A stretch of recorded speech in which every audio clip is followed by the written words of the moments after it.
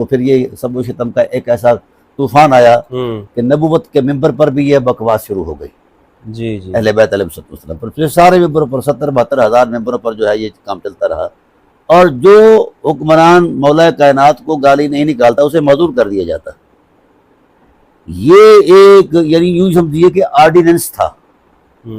اور خود یزید. اچھا قبلہ ایک سوال میں پوچھوں یہیں پہ میں جی فرمائیے. سوال میرا یہ ہے کہ یعنی ہمارا ایک ملک کا دوسرے ملک کے ساتھ اختلاف ہوتا ہے، دشمنی ہوتی ہے. پاکستان انڈیا کی دیکھیے جنگیں تک ہوئی ہیں. یس ہے. لیکن کبھی پاکستان کے حکمران نے یا بادشاہ نے یہ نہیں کیا ہوگا کہ مخالفت میں آ کے وہ ممبر پہ بیٹھا ہو اور اس نے کہا ہو کہ مودی کی ایسی کی تیسی، ماں بہن کی گالیاں دی، سب کوئی سب و شتم کرایا ہو. تو یہ تو نہیں ہوتا ہے اس طرح. پھر یہ کیا آخر فائدہ تھا کہ اس سے مولا علی کے اوپر جو کہ افضل الاصحاب ہیں اہل البیت میں سے، ان پہ گالیاں دی جاتی ہیں؟ اصل میں ایک اس کی تاریخ ہے اور اس کا پس منظر میں زیادہ دور نہیں جاتا. عبد الشمس امیۃ الاکبر سے لے کر یزید تک یہ جو بنو امیہ ہیں یہ مسلسل اہل بیت علیہ السلام کے دشمن رہے شروع سے. اور ان کا سارا طرز عمل جو ہے اس عصبیت پر ہے، چونکہ یہ کلاش تھے اور بد اخلاق بھی تھے. یہ دونوں چیزیں ان کے اندر تھیں. اور مد مقابل اہل البیت تھے، اخلاق کریمہ پر کی انتہا پر تھے اور سخاوت کے بھی انتہا پر تھے. بلکہ اتنی سخاوت تھی، حضرت ہاشم علیہ السلام کا نام امر الاولا تھا. کثرت سخا کی وجہ سے وہ نام ہی پس منظر میں چلا گیا، ان کو ہاشم کہنے لگ گئے. جو کھلایا کرتے تھے لوگوں کو قحط سالیوں کے اندر. تو ان کے کھانے کرم سے تو پورا عرب جو ہے وہ فیض یاب ہوتا تھا. اور پھر حضرت عبد المطلب علیہ السلام کا دور آیا، انہوں نے تو جانوروں کو بھی جناب والا، پرندوں کو بھی، ان کا ٹائٹل بن گیا مطعم الطیر. جی بالکل. تو یہ حقائق ہیں جو بچ جایا کرتا تھا. تو لوگ ان سے عقیدت رکھتے، احترام کرتے. ان کے اندر خلقی اور خلقی اوصاف قدرت نے اپنی جناب سے ودیعت فرمائے تھے، کیونکہ نبی آخر الزماں صلی اللہ علیہ وسلم نے انہی پیکران رحمت سے تشریف لانا تھا. تو یہ ایک اہتمام قدرت ہے.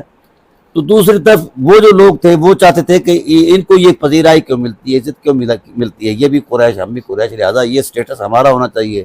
پھر یہ مقابلے ہوتے رہے، اسے منافرہ کہتے ہیں. پھر یہ ناکام ہوتے رہے. پھر یہود کے پاس جا کر یہ ان کا قیام ہوتا تھا شام کے اندر. تو آج بھی ان کا تعلق یہود سے ہے، مسلمانوں سے نہیں ہے. جو اس مائنڈ سیٹ کے لوگ ہیں نا جی، آج بھی ان کے ہی پیروکار ہیں. تو یہودیوں نے پھر اپنا انتقام لیا. میں یہ بات کی کئی مرتبہ وضاحت کر چکا ہوں تو بات زیادہ پھیل جائے گی. تاہم یہ بات ہے کہ یہ جو سب و شتم ہے نا، یہ مروان سے کسی نے پوچھا کہ تم ایسا کیوں کرتے ہو، حیا کرو. تو مروان نے کہا کہ ہم اپنی حکومت کی بقا کے لیے کرتے ہیں. اچھا. ہاں جی. اور اصحاب رسول سے معاویہ نے کہا کہ میں نے جنگ اس لیے تو نہیں کی کہ تمہیں نمازیں پڑھواؤں یا دینی احکام پر عمل کروں، وہ تمہارا پہلے سے ہی مزاج ہے.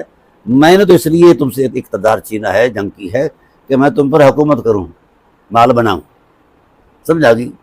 تو یہ چیزیں ہوتی رہتی ہیں. چلو یہ ایک ثانوی حیثیت ہے. ہم آپ نے بات کی تھی کہ روافظ کا جو سلسلہ ہے، اصل میں پہلے رافضی جو ہے ابتدان یہ بنو امیہ ہیں. اچھا. ہاں جی. کیونکہ اگر صحابی پر سب و شتم ناجائز ہے تو اول الاصحاب اور افضل الاصحاب پر کس طرح مطلب سب و شتم جائز ہو سکتا ہے؟ اور اس کو بتایا باقاعدہ نظم کے ساتھ، اور صحابہ کو پکڑ کر کہا جائے کہ جس طرح صحیح مسلم کی حدیث ہے، امرا معاویہ تو سعدن، ٹھیک ہے نا، ما منعک ان تصبا ابا تراب. تو ان کو گالیاں کیوں نہیں نکالتا؟ یہ بھی کوئی اخلاقی لیاقت ہے، یہ بھی کوئی اجتہادی تدبر ہے، یہ بھی کوئی علمی بصیرت ہے کہ یار تو فلاں کو گالی کیوں نہیں نکالتا. اس کا مطلب ہے کہ یہ عصبیت یہ شروع سے چلی آ رہی ہے. عبد الشمس سے لے کر عبد الشمس ٹکرا گیا حضرت ہاشم علیہ السلام سے، قدرت نے ان کو رسوا کیا.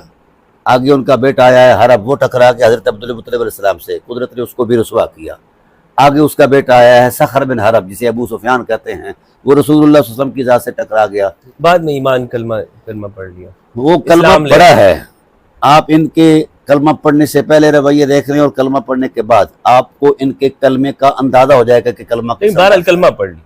میں مانتا ہوں، اس میں کوئی شک نہیں کہ کلمہ تو آپ یہ فرما رہے تھے کہ سب سے پہلے رافضی جو ہیں وہ یہ ہیں، ٹھیک ہے. اب یہ بتائیے وجہ یہ ہے، اس کا میں یعنی آپ کے نزدیک یعنی جماعت کو چھوڑنا جماعت یعنی امام کو چھوڑنا یہ رفض ہے، ٹھیک ہے. تو سب سے پہلے یعنی خلافت راشدہ کے دوران میں تو ایسا کوئی واقعہ ہی نہیں کہ کسی نے امام کو چھوڑا ہو. یہ پہلا شخص ہے معاویہ